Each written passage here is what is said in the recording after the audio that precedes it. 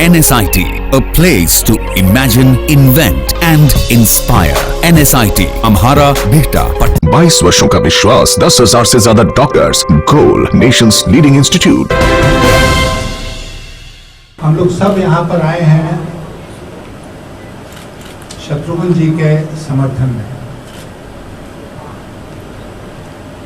और मुख्य रूप से पिछले साल जो बातचीत आप लोगों से हुई थी श्री कृष्ण मेमोरियल हॉल में, उसमें मैंने स्पष्ट किया था कि हमारी निराशा क्या थी वर्तमान व्यवस्था से, और उस समय जितनी बातें हमने कही वो बातें न केवल सही साबित हो रही हैं, बल्कि जो बिंदु मैंने रखे थे वो और अधिक जटिल हो गए हैं। ये चुनाव, देश के प्रधानमंत्री जी ने इस चुनाव को एक व्यक्तिगत चुनाव बना दिया है।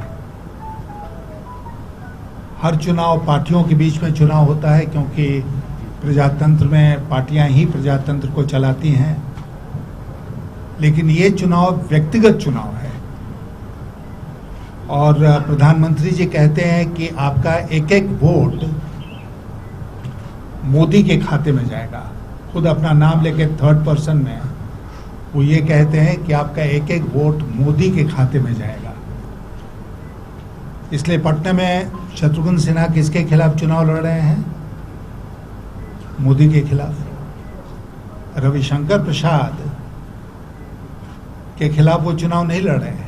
यहाँ भी चुनाव जैसे बाकी 435 सीट में जहाँ बीजेपी लड़ रही है या उसके सहयोगी दल लड़ रहे हैं, तो वहाँ पर भी मोदी जी ही खड़े हैं, और हर व्यक्ति जो चुनाव लड़ रहा है वो मोदी जी के खिलाफ चुनाव लड़ रहा है। सो बी इट, जैसे अंग्रेजी में कहते हैं, कि तब ऐसा ही हो कि एक ही व्यक्ति से लड़ाई हो जाए पूरे देश में, और हो रही। अब तो एक फेज बचा है।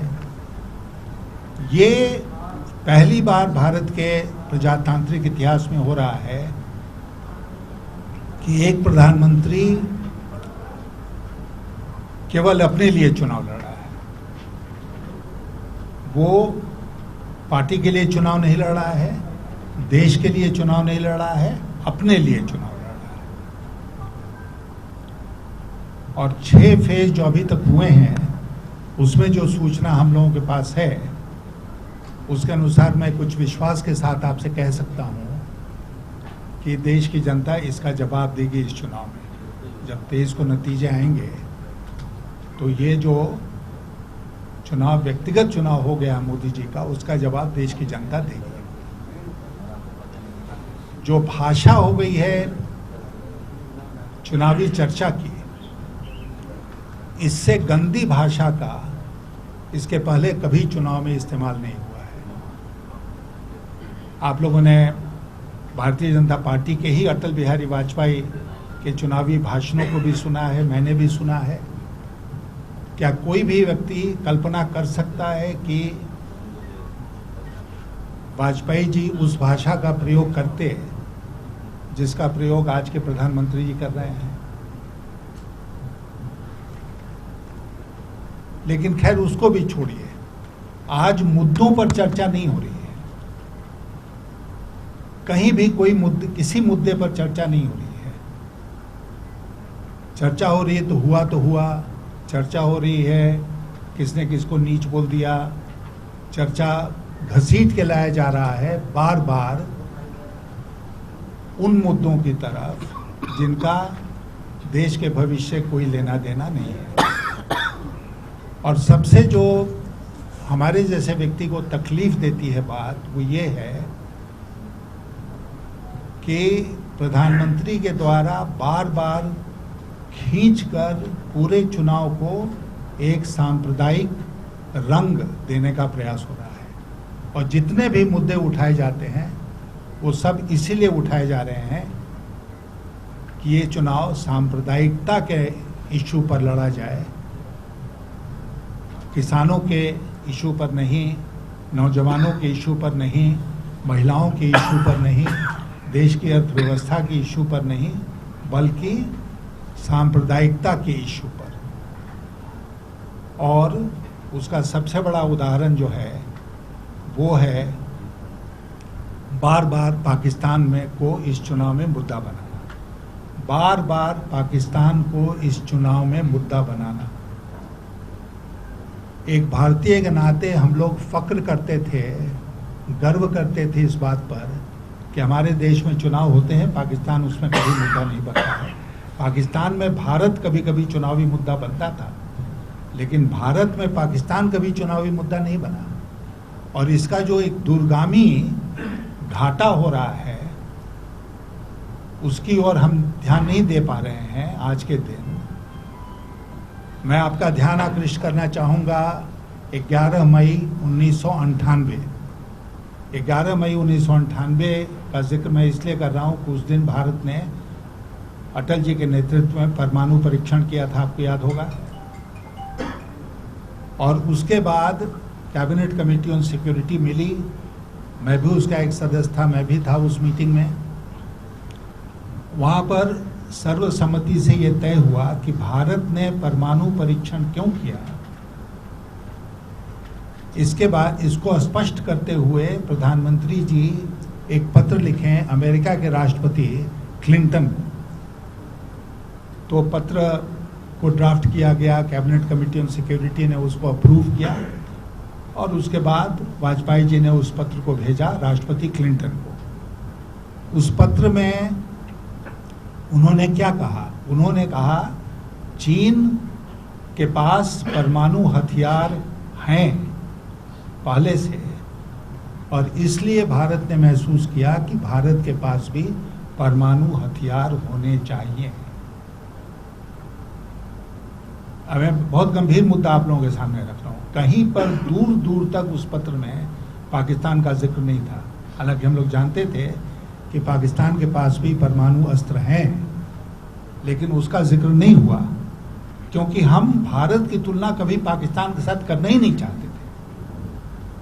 और पूरे कार्यकाल में, चाहे वो 6 साल वाजपेयी जी का कार्यकाल रहा या 10 साल यूपीए का कार्यकाल रहा, हम लोगों ने कभी भी भारत को पाकिस्तान की श्रेणी में लाकर खड़ा करने की कोशिश नहीं की, बल्कि ठीक उसके उलट जो दुनिया के देश भारत को और पाकिस्तान को एक साथ जोड़कर देखते थे, उनसे बराबर हमारा ये रहता था झगड़ा कि हमको अलग अलग करके देखो। भारत का मुकाबला पाकिस्तान के साथ नहीं किया जा सकता है। और डीहाइफिनेशन जिसको अंग्रेजी में कहते हैं कि दोनों को अलग अलग करके डीहाइफिनेट करके देखो, ये प्रयास होता रहा। अगर हमारी तुलना भारत की करनी है तो हम चीन के साथ करेंगे। पाकिस्तान टुच्चा सा देश, उसके साथ क्या तो हम लोग तुलना करेंगे भारत की। प्रधानमंत्री जी ने उस नीति को अपने सिर के बल खड़ा कर दिया है और रोज पाकिस्तान का जिक्र करके, बालाकोट का जिक्र करके वो दुनिया भर को ये संदेश दे रहे हैं, और खास करके चीन को, कि हमारी तुलना आप पाकिस्तान से करो, हम उसी श्रेणी में आसपास खड़े हैं। ये लॉन्ग टर्म डैमेज हो रहा है इंडियाज फॉरेन पॉलिसी को। और जो भी सरकार बनेगी 23 मई के बाद, उसको बड़ा फिर से प्रयास करना पड़ेगा कि दुनिया पाकिस्तान और भारत को अलग डीहाइफिनेट करके देखे। लेकिन क्यों पाकिस्तान का जिक्र हो रहा है और चीन का जिक्र नहीं हो रहा है? क्योंकि चीन के जिक्र करने से यहाँ पर कम्युनल पैशंस हम रेज नहीं कर सकते हैं, सांप्रदायिक भावना को भड़का नहीं सकते हैं। पाकिस्तान का जिक्र करते हैं तो उससे सांप्रदायिक भावना भड़कती है।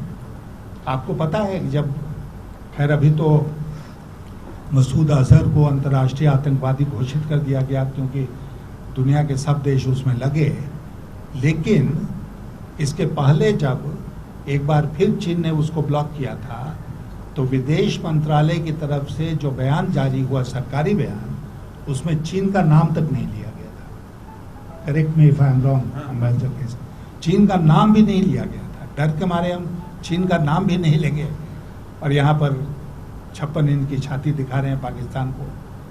तो वो 56 इंच 6 इंच की क्यों हो जाती है चीन के साथ?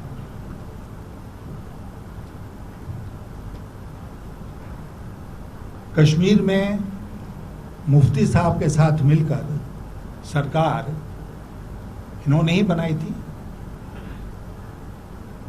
और उसमें जो एजेंडा फॉर गवर्नेंस बना, कॉमन एजेंडा, अग्रीड एजेंडा, उसमें साफ शब्दों में लिखा हुआ था कि जो संविधान की सुरक्षा जम्मू और कश्मीर को प्राप्त है उसके साथ हम छेड़छाड़ नहीं करेंगे। संविधान की कौन सी सुरक्षा? धारा 370, धारा 35A। आज जोर जोर से हम कर रहे हैं खत्म कर देंगे धारा 370, खत्म कर देंगे 35A। क्यों? क्योंकि इससे भी सांप्रदायिक भावना देश में भड़कती है। तो हर मुद्दे को, और बाकी जो मुद्दे हैं वो तो ही हैं, लेकिन खैर ये मैं कह के 2 मिनट आपका समय लूंगा अर्थव्यवस्था के ऊपर, क्योंकि उसके बारे में थोड़ी बहुत जानकारी हमको है। 5 सालों में इस सरकार ने देश की अर्थव्यवस्था का भट्टा बैठा दिया। They have ruined the economy of this country. अब ये ठीक है कि इसकी बहुत ज़्यादा चर्चा नहीं हो रही है, जैसा मैंने कहा चर्चा में और बातें आ जाती हैं, इस बात की चर्चा नहीं हो रही है।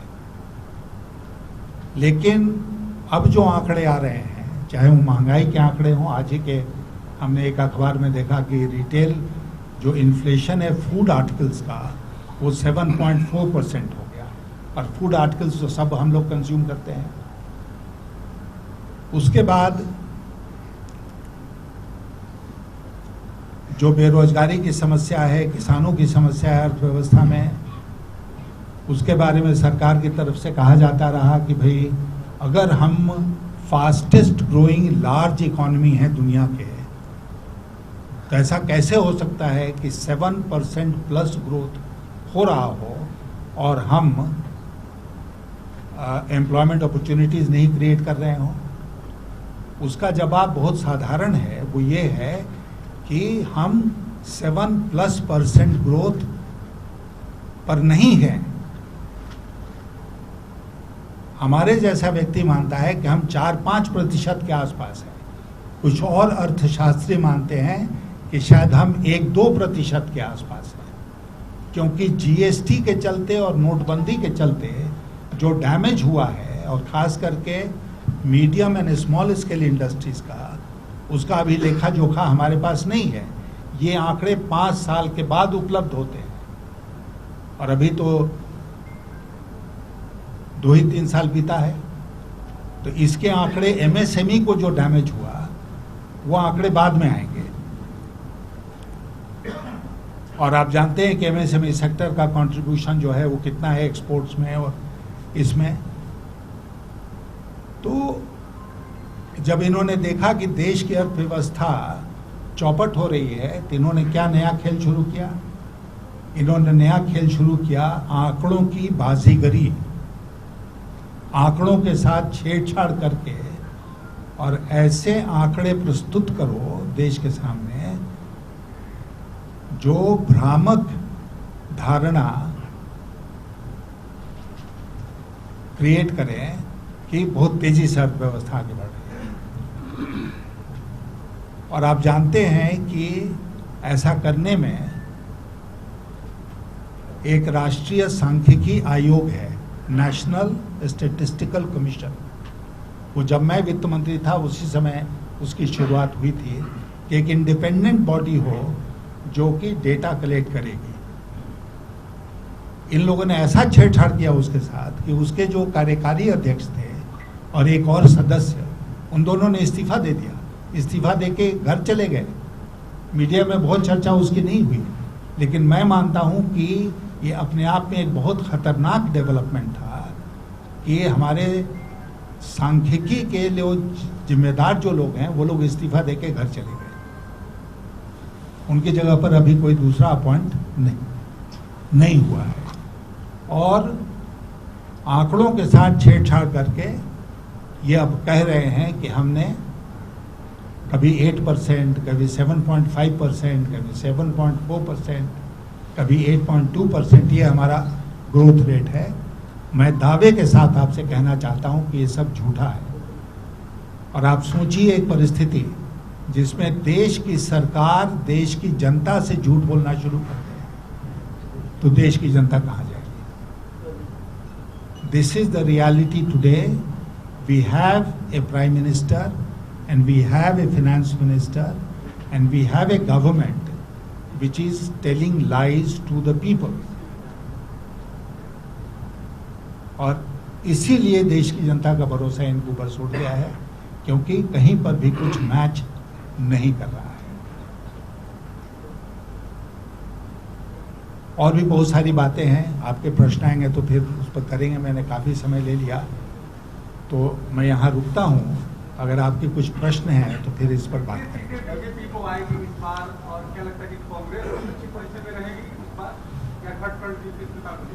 नहीं, देखिए ऐसा है कि मैं कोई सेफोलॉजिस्ट नहीं हूँ, इसलिए भविष्यवाणी नहीं कर सकता. क्या आप जानते हैं कि घर बैठे आप अपनी स्वास्थ्य समस्याओं का सलूशन पा सकते हैं सॉफ्टकेयर मोबाइल ऐप के द्वारा.